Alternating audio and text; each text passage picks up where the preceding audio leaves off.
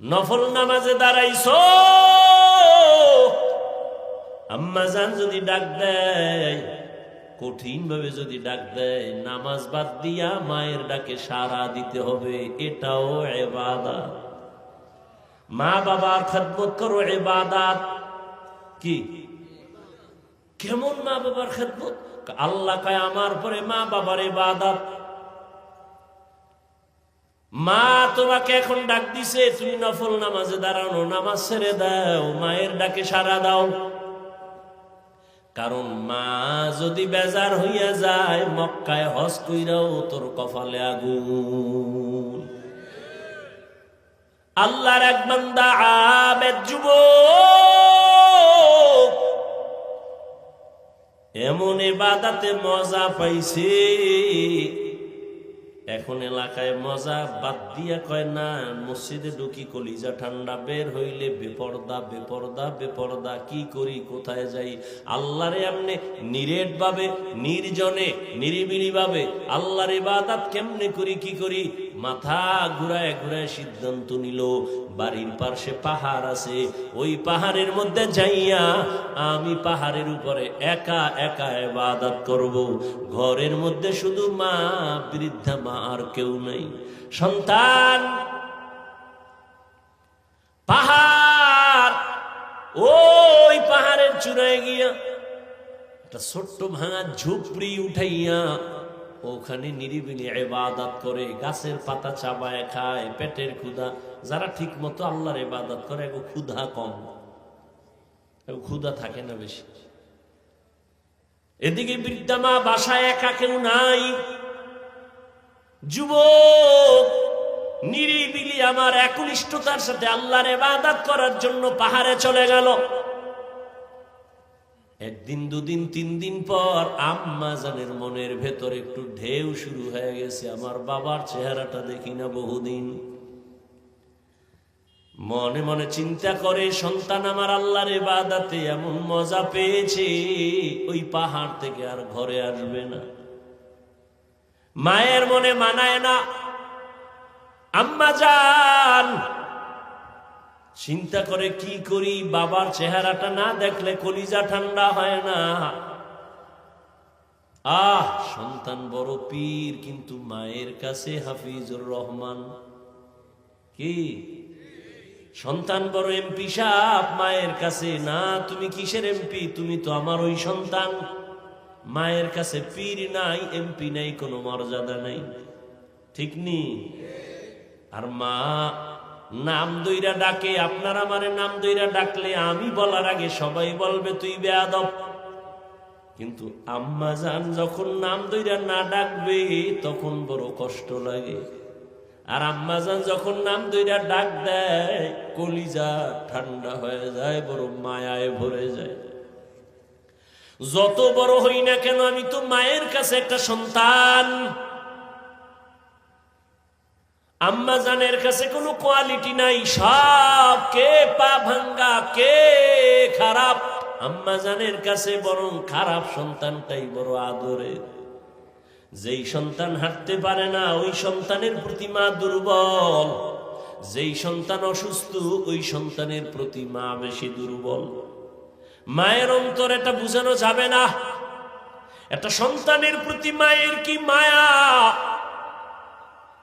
মা যে সন্তানের জন্য কেমন আসে,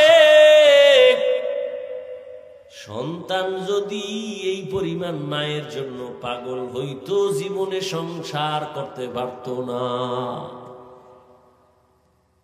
ওই আল্লাহর বান্দা চলে গেল পাহাড়ের চূড়ায়, কিন্তু মায়ের মনে মানে না। কই আমার কলিজার টুকরা, বাবার চেহারাটা দেখবো, না হয় কলিজা ঠান্ডা হবে না। বৃদ্ধা মা চিন্তা করে সিদ্ধান্ত নিল, যেহেতু আমার সন্তান ইবাদতের মজা পাইয়া আসবে না, আমি দেখা করার জন্য যাব। এবার সকাল 10টা, সূর্য উপরে উঠছে, তাপ আসতেছে। মা বৃদ্ধা মানুষ হেঁটে হেঁটে হেঁটে হেঁটে পাহাড়ের কিনারায় গিয়া হাজির।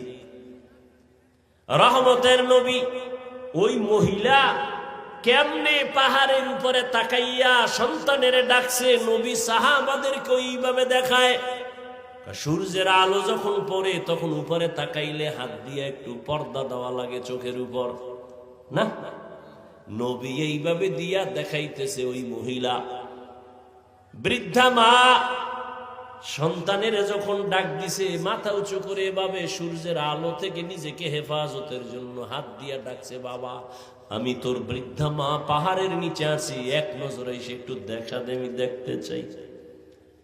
মায়ের ডাক পাহাড়ের চূড়ায় সন্তানের কানে চলে গেল। কিন্তু এমন সময় মা ডাক দিছে যেই সময় সন্তান নামাজের মধ্যে দাঁড়ানো। সন্তান চিন্তায় পড়ে গেল, আমি কি আল্লাহর ইবাদতের মধ্যে মগ্ন থাকবো নাকি মায়ের ডাকে আমি ইবাদত নামাজ সাইরা সারা দিব? সন্তান কতক্ষণ ভেবে চিন্তা করলো, না আমি মায়ের ডাকে সারা দিব না, আমি আল্লাহর মোহব্বতের নামাজেই দাঁড়ায় থাকবো। বৃদ্ধা আম্মা জান কিছুক্ষণ কষ্ট পাইয়া এরপরে বাড়ি চলে গেলেন। বাড়ি গেছে, মনে একটু কষ্ট, না আর আসবো না। বাড়ি যখন গিয়া রাতে শুইয়া গেছে তখন আর মনেরে মানাইতে পারে না। আরে বাবা, জীবনে তো দেখছি আব্বাজান পাশে ঘুমায়, আম্মাজান শুয়ে শুয়ে কান্না করে রাতের গভীর। আব্বা বলে, কাঁদো কেন হে বিবি? মনের দুঃখে কান্দি। কি তোমার দুঃখ? বলে, আজকে এক সপ্তাহ হইছে সন্তান আমারে মা বলে ডাকে না। কেন তোমারে মা বলে ডাকে না? একটা অন্যায় করছে, আমি ধমক দিছি, রাগ কইরা আমারে মা কয় না, ঘরে আয় খানা খায়, কিন্তু আমার দিকে তাকায় না। আব্বাজান কয়, বিবি তুমি আরামে ঘুমাও, সন্তান আজ না কাল ভুল বুঝা তোমার কাছে ফিরে আসবে, খানা খাও, ঘুমাও। আম্মাজান কাঁদে আর কয়, স্বামী আমার, আমি যত চেষ্টা করি ঘুমানোর আমার চোখে ঘুম আসে না। যতবার আমি খানার প্লেট নেই আমার একটা লোকমাও মুখে যায় না। আমার কাছে ঘুমের থেকে, খানার থেকে সন্তানের মা ডাকে বড় মজা পাই। সন্তান আমারে যখন একবার মা বলে ডাক দেয়, সন্তান একবার যখন আম্মু বলে ডাক দেয়, আমি মায়ের কলিজাটা ঠান্ডা হয়ে যায়। তুমি আমারে যদি 10 তলা বিল্ডিং লেখা দাও আমার মনে শান্তি নাই, কিন্তু আমার সন্তান একবার যদি আম্মু বলিয়া ডাক দেয় মনে হয় যেন আমি দুনিয়ার বাদশা হয়ে গেছি। ও সন্তানেরা, কেমনে বুঝবি মায়ের কলিজার বড় ব্যথা? তোমারে আমারে মা বড় বানাইতে গিয়া কত রাত ঘুমাতে পারে নাই, খানা খাইতে পারে নাই। ওই মা নিজের জীবনটাকে উৎসর্গ করে দিয়া জীবন কষ্টে কষ্টে কাটাইছেন। ওই মা এই ময়দানে আসরে বাবা, মোনাজাতের পরে অনেকে বাড়ি যাইবা, অনেক সন্তান গিয়া মাকে ডাক দিবে, আম্মু আমি ওয়াজের থেকে আইছি, দরজা খুলে দাও। আর একদল বান্দা আছে ওদের মা নাই, জীবনে আর কোনোদিন একবার মা বলে ডাক দিতে পারবে না। ওদের কলিজায় এমন আগুন দাউ দাউ করে জ্বলবে, জীবনে আর মা বলে ডাক দিতে পারবে না, বাবা বলে ডাক দিতে পারবে না। ওদের কলিজা বড় ব্যথা। ওরে যার মা নাই সে বুঝে মা কত বড় রত্ন। ওই মা ঘরের মধ্যে শুইয়া আবার চিন্তায় পড়ে গেল, আর একবার যাই সন্তানের কাছে, আর একটা ডাক দেই, দেখিনি বাবা এসে একটু আমারে দেখা দেয়, চেহারাটা দেখলে আমার শান্তি লাগবে। মা আবার পরের বার নিয়ত করে রওয়ানা। ঠিক ওই সূর্যের গরমের সময় আম্মা জান কপালের উপরে হাতটা রাইখা আবার পাহাড়ের দিকে তাকায়, বাবা আমি তোর মা পাহাড়ের নিচে আসছি, একটা নজর দেখে যা। আজও সন্তান নামাজের মধ্যে দাঁড়ানো। সন্তান আজও চিন্তা করে নামাজ ছাড়বো নাকি মায়ের ডাকে সাড়া দিব। সিদ্ধান্ত নিল না, নামাজ ছাড়বো না, মায়ের ডাকেও সাড়া দিব না। মা আজও কষ্ট পাইয়া চুপ বাড়ি চলে যাইতেছে। আর বলে আর আমি আসবো না, গেলাম। কিন্তু বাড়ি যাইয়া মায়ের মনে মানায় না, আবার আগুন জ্বইলা উঠছে। একটা নজর না দেখলে কলিজা ঠান্ডা করা যায় না। তৃতীয়বারের মতো নবীজি বলেন ওই মহিলা আবার রওয়ানা। বাচ্চাটার কিনারায় পাহাড়ের পাদদেশে গিয়ে আবার আওয়াজ দিছে, বাবা আমি শেষবারের মতো আসছি, একটু নাইমা আয়, আমি মা তোর একটু মন ভইরা দেখি। আজও সন্তান নামাজে দাঁড়ানো, একবারও জবাব দেয় না, নামাজও ছাড়ে না। এতদিন মা কিন্তু কষ্ট পাইছে ঠিক, কিন্তু মন খুইলা কিছু বলে নাই।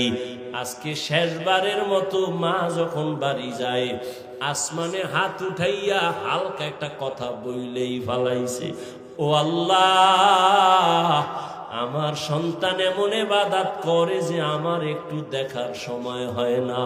কি বলবো, মনের দুঃখ, তোমার কাছে একটা দাবি, ওরে জিনাকারিনী মহিলার চেহারা না দেখাইয়া মরণ দিবা না।